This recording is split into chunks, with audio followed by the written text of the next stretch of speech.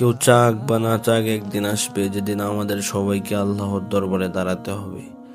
যেদিন মাটি কাঁপবে, আকাশ ছিঁড়ে যাবে, পাহাড় গুড়িয়ে যাবে, সমুদ্র দাউ দাউ করে জ্বলবে, আর পৃথিবী তার সব বোঝা বের করে ফেলবে। এটা কোনো গল্প না, এটা চরম বাস্তবতা। কেয়ামতের দিন মানে কি?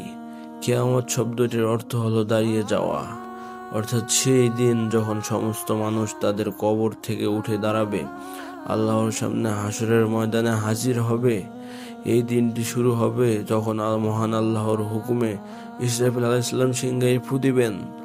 প্রথমবারের সব ধ্বংস হয়ে যাবে, দ্বিতীয়বার ফু দিলে সবাই জীবিত হয়ে যাবে। এই দিন আসবে কেন? এই পৃথিবী একটি পরীক্ষার স্থান।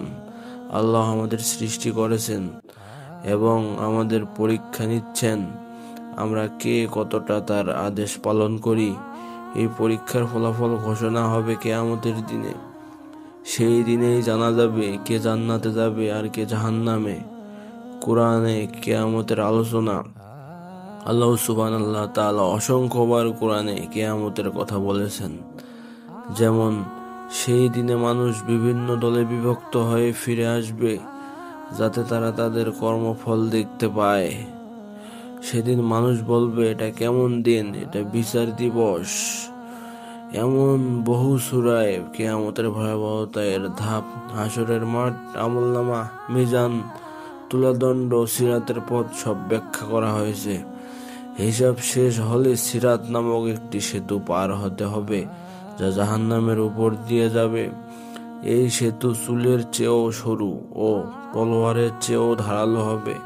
মুমিনরা আলোর গতিতে পার হবে আর মুনাফিক কাফির পড়ে যাবে জাহান্নামে। জান্নাত হবে শান্তির আবাস, যেখানে কোনো দুঃখ নেই, ক্লান্তি নেই, শুধু চিরস্থায়ী সুখ। আর জাহান্নাম হবে এমন এক যন্ত্রণার জায়গা যা মানুষের কল্পনাকেও হার মানায়। আমাদের কি করণীয়? নামাজ কায়েম করা। কিয়ামতের দিন প্রথম প্রশ্ন হবে নামাজ নিয়ে। নামাজ ঠিক থাকলে সব ঠিক, না হলে ধ্বংস। তওবা করা, প্রতিদিনের গুনাহের জন্য আল্লাহর কাছে ক্ষমা চাওয়া, কিয়ামতের আগে নিজের আত্মাকে পরিষ্কার করে ফেলা।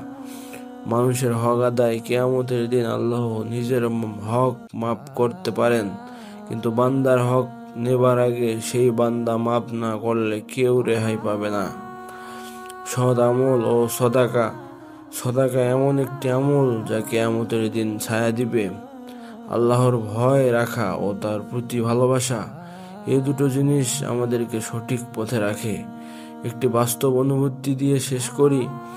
একবার কল্পনা করো তুমি একা দাঁড়িয়ে আছো বিশাল এক প্রান্তরে।